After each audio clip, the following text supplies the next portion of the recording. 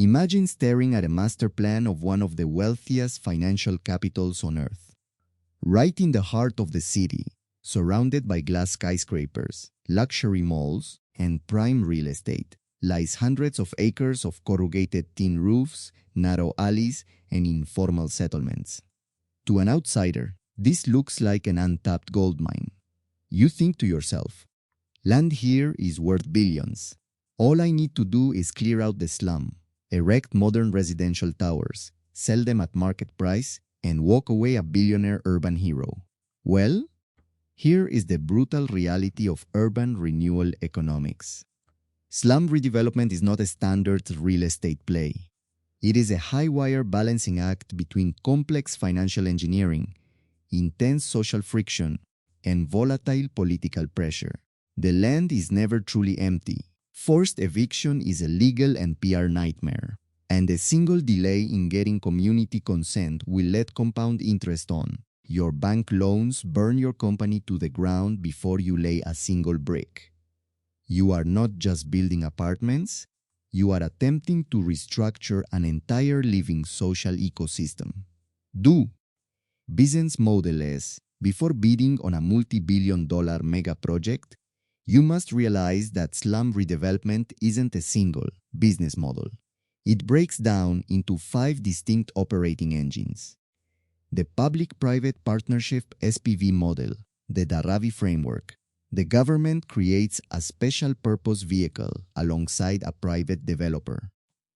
The state provides legal backing and land acquisition support, while the developer provides 100% of the capital, constructs free housing for residents, and unlocks commercial rights. The private land assembly model. Developers negotiate directly with slum dwellers without special government intervention. The risk of project failure is astronomical here, because a tiny fraction of holdouts can stall the entire development indefinitely. State-led social housing. The government handles clearing and construction directly using public funds. Private companies participate purely as EPC contractors for a fixed fee, taking zero market risk, but earning very slim margins. Community-led cooperatives. Slum residents form a legal cooperative, retain land ownership, and hire project managers to upgrade their own neighborhood, selling off surplus density to fund the construction. The TDR aggregator model. Transferable development rights. The developer builds free housing for slum dwellers, but instead of selling high-rises on site, they receive tradable development certificates from the city to build high-density luxury towers on prime land elsewhere. On the surface, every project replaces tin roofs with concrete. Beneath the surface, they run on completely different financial engines. 3. Capital carry costs. To enter this game at a massive urban scale, your upfront capital commitment doesn't start in the millions. You are deploying anywhere from $500 million to over $3 billion. Here is how that massive capital stack breaks down. Performance guarantees and bidding deposits 100M, 400M. Cash reserves or bank guarantees pledged to the government to prove you won't abandon the project midway. Socio-economic surveys and eligibility mapping TESM, $30M. Deploying thousands of field workers to map every structure, verify documents, and legally determine who qualifies for a free home and who does not. Transit accommodation and rent subsidies, 100M, $500M. You must pay monthly rent for tens of thousands of families for 3 to 5 years, or construct massive temporary transit camps with full utilities. Off-site heavy infrastructure, 120M, 600M. Overhauling sewage networks, electrical grids, arterial roads, and building public amenities like schools and clinics. Rehabilitation construction cost, 300M, 1.2B. The actual cost of building high-density, multi-story apartments given back to residents completely free of charge. Interest reserves and delay buffers 100M, $400M. Capital set aside purely to service debt during inevitable political delays or legal injunctions. In this industry, constructing the commercial towers is often only half your budget. The rest is spent holding a community together during the transition. 4. The operational engine. How do you give away thousands of free apartments to low-income residents and still turn a massive profit? The answer lies in a financial mechanism called cross-subsidization, powered by incentive FSI or floor space index. Here is the operational loop. First, the government grants your project an inflated FSI, say, increasing building density limits from 1.0 all the way to 4.0 or 5.0. This allows you to stack far more square footage vertically on the exact same footprint. Second, you split the total floor area into two components. The rehab component, roughly 40% to 50% of the built-in space, is given away as free housing to existing dwellers. The free sale component, the remaining 50% to 60%, is your reward. You build high-end residential, office, or retail space and sell it at full market price. Third, you execute a phased rotation. You build phase 1 transit housing, move the first batch of residents, demolish their old shacks, build phase 1 commercial towers, sell them to generate cash flow, and use that revenue to fund phase 2s. The main bottleneck? The consent threshold.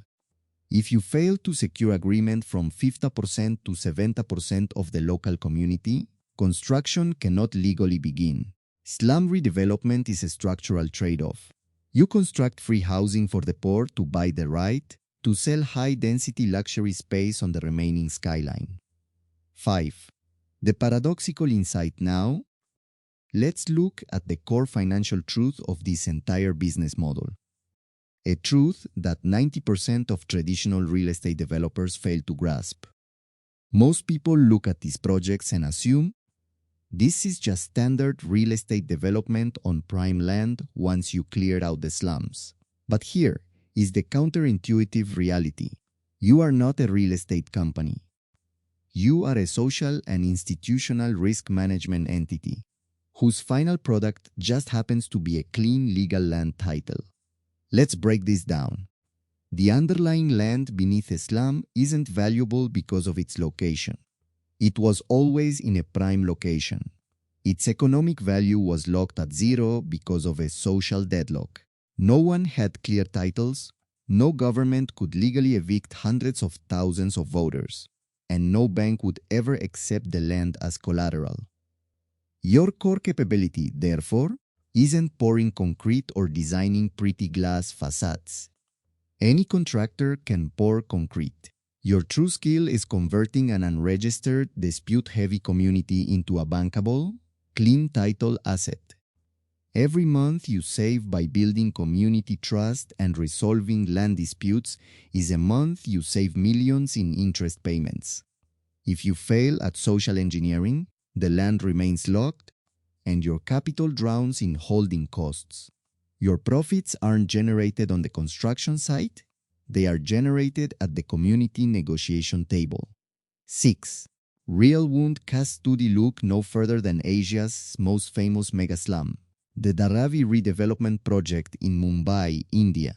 Spanning over 250 hectares, Dharavi is home to an estimated 1 million people. It isn't just a residential area. It's an informal industrial powerhouse, generating hundreds of millions of dollars in annual turnover through leathercraft, pottery, and plastic recycling. And it sits directly adjacent to BKC, Mumbai's premier financial hub. For over 2 decades, redevelopment plans hit a wall. Why?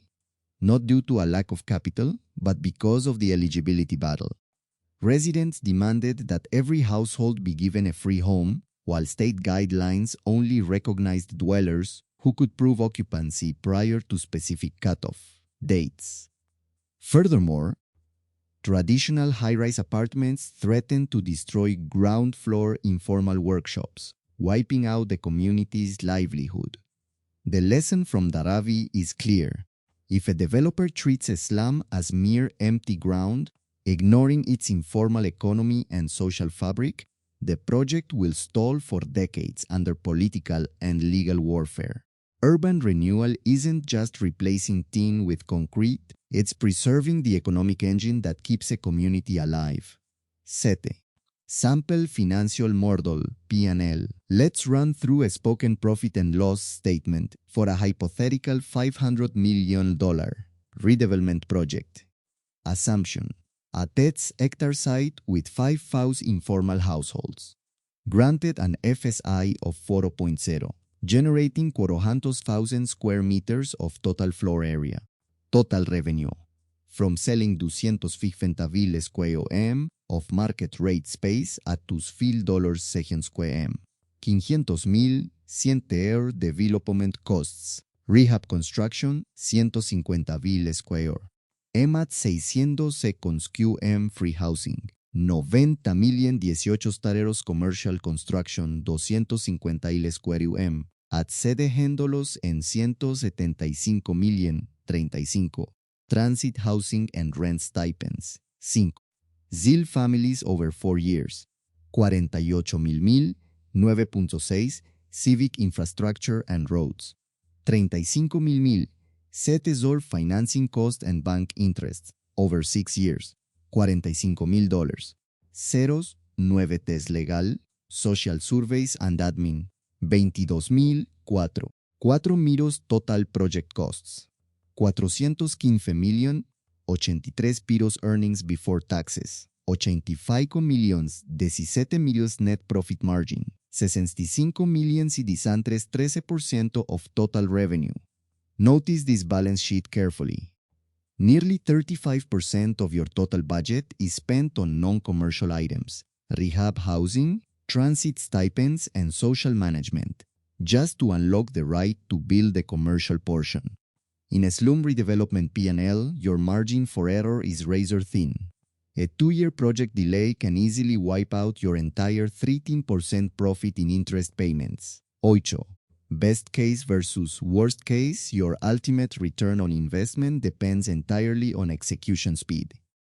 Best case scenario community consent hits 80% in year 1 through transparent dialogue. Transit relocation happens smoothly. The commercial real estate market booms. Construction wraps up within 4 to 5 years. Holding costs drop significantly. Net profit margins stretch to 20%, yielding an internal rate of return exceeding 25% annually. Worst-case scenario protests stall the survey process. Legal injunctions freeze the site. Transit stipends drain cash reserves while commercial real estate prices fall. Project duration stretches from 4 years to a decade. Compound interest on debt eats up 100% of the projected margin. The project becomes a stalled asset, forcing the government to revoke your concession and forfeit your performance bond. In this industry, time isn't just money. Time is the difference between a flagship trophy project and corporate insolvency. Why? What winners do differently and conclusions. The developers who master this business rely on 3 key strategies. Shift from eviction to co-design. They involve community leaders in planning the new layout.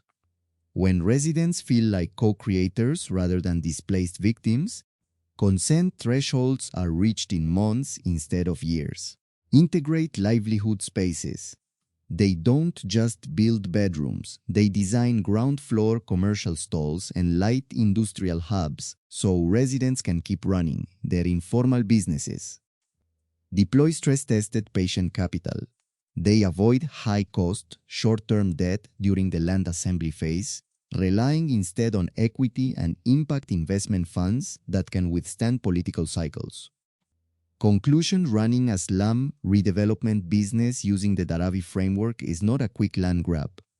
It is an extraordinary convergence of urban economics, public policy, and human diplomacy. If you enter this field seeking rapid speculative profits, the social complexity will break you. But if you approach it as an exercise in unlocking debt capital while lifting an entire community into legal, dignified housing, you unlock one of the most powerful value creation engines in modern real estate. Redeveloping a slum is not a gold rush. It's an intricate game of socioeconomic chess, where you can only checkmate the poverty trap if every player on the board wins a better home.